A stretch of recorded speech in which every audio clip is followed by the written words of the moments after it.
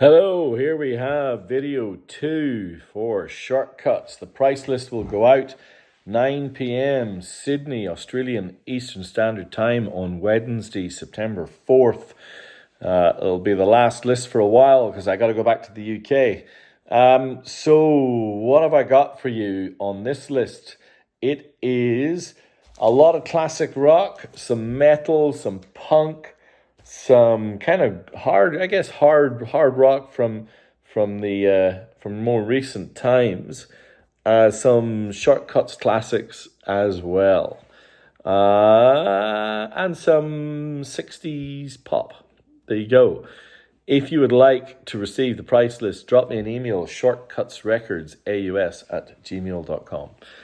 I only have one place to start. For those of you who know me, you know that my kryptonite, my weakness, my inexplicable and therefore perfect weakness is Nancy Sinatra.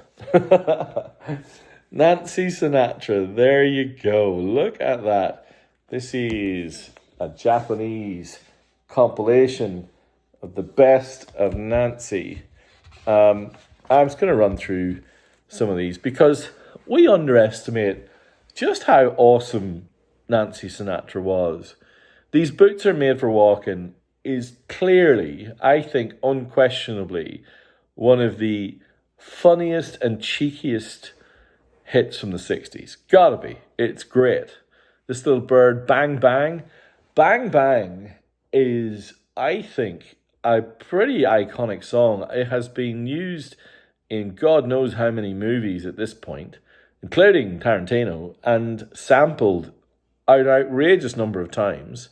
In My Room, on Broadway, Sugartown, Friday's Child, Day Tripper, As Tears Go By, The End. This is a lovely compilation, and it has a really nice kind of centerfold of Nancy. And on top of all of that, it comes with a single that is not one of the tracks. So this is the Japanese single of Drummer Boy. How cool is that? And it is in fantastic condition. There you go. On Reprise Records. So, Nancy Sinatra with single and centerfold. Of course, I'm leading off with that because it's bloody awesome. And, you know, it beats probably the greatest Rolling Stones record into second place. You probably don't recognize this as a Rolling Stones record because somewhat inexplicably, early presses of the Rolling Stones' mighty Beggar's Banquet had a kind of an Obi cover. So this is what the Obi looked like in many respects. So that's kind of the description. Here's the track list. For those of you who don't know, Beggar's Banquet, it begins with Sympathy for the Devil, ends with Salt of the Earth, and basically tours every influence that turned the Stones into, you know, one of the greatest combos of all time. You get No Expectations, Dear Doctor, Parachute Woman, the super bluesy cool Jigsaw Puzzle. Side 2 opens with a song I remember when I first got into the Stones University. I didn't really care for Street Fighting Man. It always sounded to me like it was half done. It was like a demo. It felt like the rhythm wasn't right. But now, as I get older, I think it's one of their absolute classics. But the song I'm going to talk about, since Charlie Watts is no longer with us, and I have mentioned this on the videos before, Stray Cat Blues. Listen to Charlie Watts drumming, how the riff wraps itself around. It is effortlessly cool. It is one of the great deep cuts by the Rolling Stones. And the great thing about Beggar's Banquet, you could pick maybe 5 songs out of Beggar's Banquet as the greatest deep cuts in the history of the Stones. just because they're bookended and surrounded by Street Fighting Man and Sympathy for the Devil and Salt of the Earth. So, yeah, this sat in the crate the whole way through today's record fair, which is madness because it's awesome. The Rolling Stones, Japanese, Beggar's Banquet on the original blue London label. It's really good. In the early 70s, the Fleetwood Mac were at very much a turning point. So they were no longer Peter Green's blues combo, and they weren't yet Lindsey Buckingham and Stevie Nicks' home. They were something else. So here you have this fantastic centerfold, and you've got Christine McVie and John McVie, you've got Mick Fleetwood, and then you get a cut of people. Bob Welsh on guitars and vocals, who is kind of somewhat lost to the history of Fleetwood Mac, and Bob Weston. And so they made these really interesting early 70s albums. This one's Mystery to Me. Crazy sleeve. Really, really kind of thoughtful and interesting record. Fleetwood Mac, Mystery to Me. Now, I've been rushing to get to this because this is Shortcuts royalty purely because me and a few other people in the club just love it to bits. There's a genre of music that has never been cool, is probably more responsible for the absolutely desperate failure of bands that became cult hit classics and influenced way beyond their means. You know, if you think about Big Star or Badfinger, and the list goes on. But I'm going to add Shoes to that list. Every time I see this anywhere, I get it, and I just make sure people buy it. This is Present Tense by Shoes. Firstly, that cover is awesome. The album is perfect from start to finish. It has jangly pop that has influenced Ride, influenced the Stone Roses, influenced anyone, R.E.M., anyone who's had a jangle sound in their guitar, who isn't into kind of country birds. We're loving bands like Big Star and Shoes. I think Present Tense is as good as anything Big Star did. And my favorite Big Star is the second album, Radio City. And I love this just as much. I think it's awesome. If you don't have it, give it a listen. The first 3 tracks in particular are power pop perfection. Melodic, wistful, great guitar playing, super tight band. Present Tense. And it's on the Electro label. Why these guys never were massive is such a crying shame. Which is the polar opposite of this next guy. This album, or in fact double album that I'm about to show you, is one that has eluded me for the entire history of this club, which I think is getting on for 5 or 6 years now. It's been on the list to my friends in Shinjuku for years, literally. What I do sometimes is I have this kind of working list that I sometimes get, sometimes don't. And I set a price range and I say, if you see something that's by this artist, that's one of these and it's in this price range, if you can, put it in the box. Because I have to manage to a budget, because it'd be very easy for me to buy a box that is way more expensive than what you lot will want to pay for it. So I got to be careful. But I've kind of bitten the bullet. I've missed this one so many times. I just said I want one. So it's a little bit more expensive than maybe you might think.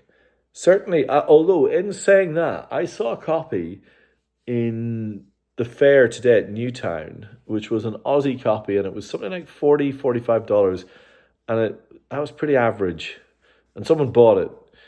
But this is the Japanese first press of Billy Joel's Greatest Hits, Volume 1 and 2. It's been certified platinum, 16, 17 times in the US. It's in the top 10 lists of the greatest selling records of all time. So what do you get in the Japanese package? Well, the big thing you get is this book, Billy Joel from New York. Now, it is the story of Billy Joel, and there are some parts of it that are in English, but you get really interesting photographs of the man from this kind of first half of his career as they describe his love affair with his home city.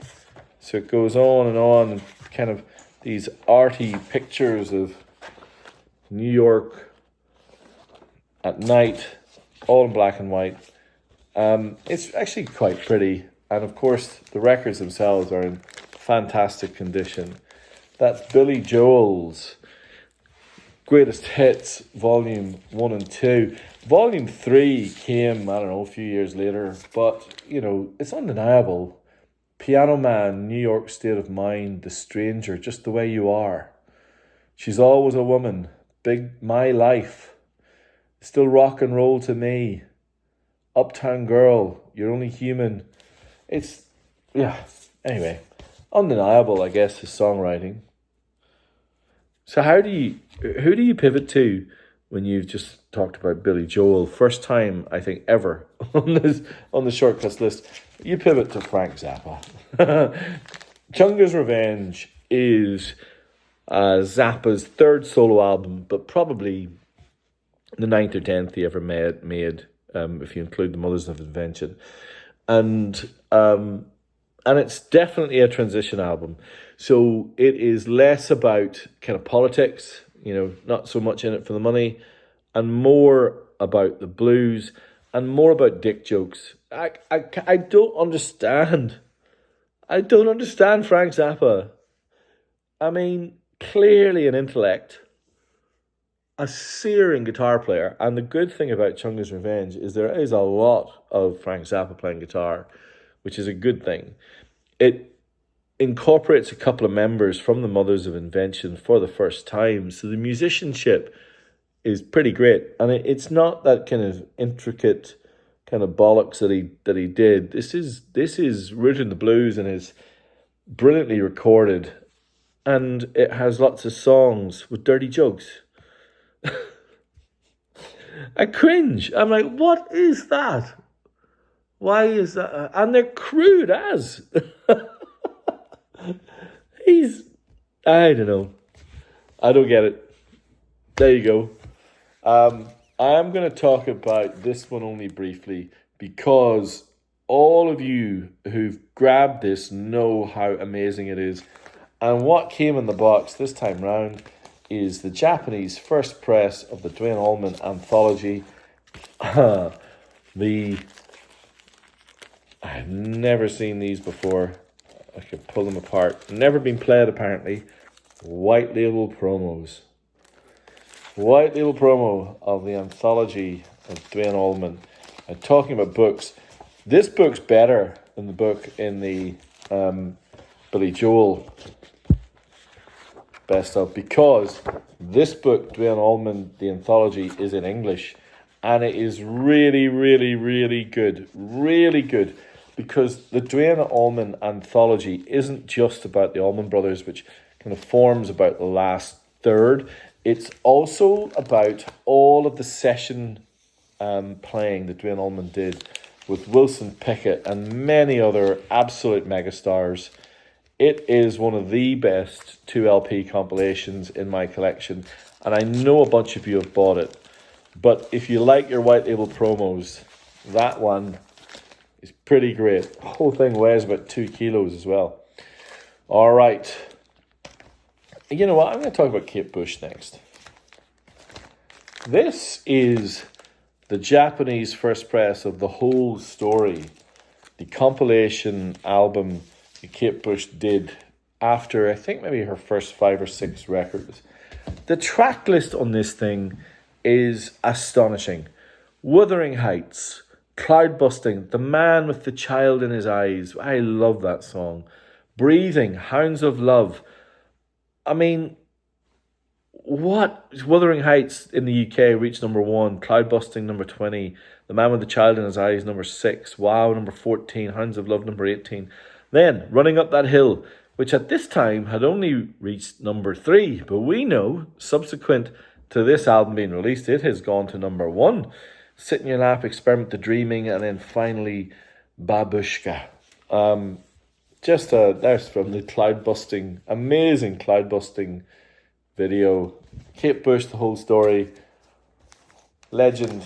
Absolute stone cold legend.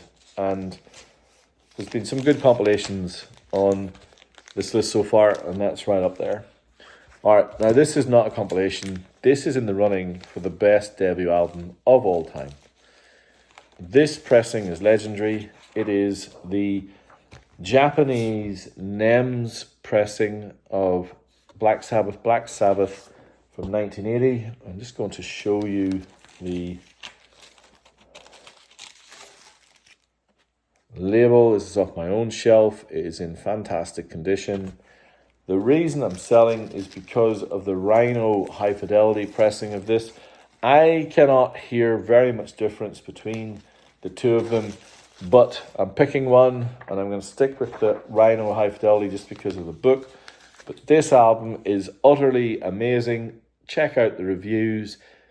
It's, nearly $200 to buy this record, but it'll be half that on the list on Wednesday, and it is in fantastic condition, and it is great. The debut album by the mighty Black Sabbath. Here's another compilation I really like. The Japanese did amazing Rolling Stones compilations, and this one is more oriented toward their kind of early to mid 60s. So you get Let's Spend the Night Together, Get Off My Cloud, Painted Black, Honky Tonk. This is where it flicks. The second side, Honky Tonk Woman, Heart of Stone, She's a Rainbow, which is the killer track from her Satanic Majesties, and is really a little bit harder to find. Jumpin' Jack Flash, 19th Nervous Breakdown. And then one of my favourite Stone songs finishes off this compilation, which is Lady Jane. There you go. These compilations that they did, I don't know how they did them. They did so good. I'm only going to briefly mention this record because I'm troubled by this guy, as you should do. But there was a lot of conversation about this record at the desk at my booth today in Newtown. And it is this Marilyn Manson record called The Pale Emperor. There were kids at the desk who, they didn't buy it in the end, but they debated in front of me for 15 minutes on whether this was the best album they'd ever heard. Which was, I was like, really? Oh yeah, it's, a little bit of country. It's got, grunge. It's got new metal. It's just, it's his magnum opus, I was told. For those of you who know and understand Marilyn Manson, maybe in the comments you can explain. I'm going to move on. I'm going to talk about, very briefly, Halloween. Talk about this band and this album is pretty crazy. Look at that gatefold. This is, this is kind of metal, of course, but it's kind of prog too. Very intricate, skilled guitar melodies, riffage, and that is Japanese first press. That is Keeper of the Seven Keys, Part 2. And again, I don't know, 10, 15 people stared at this on the booth today. I had reduced all the kind of more expensive records in my crates, and I forgot to reduce this one, so I'll just do it for you guys. But this is Halloween. And then a couple of Stone Cold Shortcuts royalty classics. The double gatefold of Sgt. Pepper. The Japanese did do some single records, but you gotta get this gatefold just because of that. Lovely condition. Sergeant Pepper, let me see, AP 8163. I suspect that's early 70s. I'll double check for the list. And then finally, one of the sweetest sounding Japanese records that you'll ever hear. It is the Japanese first press of Fleetwood Mac's Tango in the Night. Look at that sleeve. Everything about this record's great. Absolutely superb sound quality. Hit after hit after hit. Even the deep cuts are great. Yeah, probably one of the best pop albums of the 80s, I'd say. So there you have the classic rock, pop, 60s, punk and metal list. Thank you if you made it this far. As always, please leave a comment. Let me know if I'm annoying your head or if you're finding these interesting. I always like to hear from you. And if you want to be on the price list, drop me an email, shortcutsrecordsaus@gmail.com. Bye.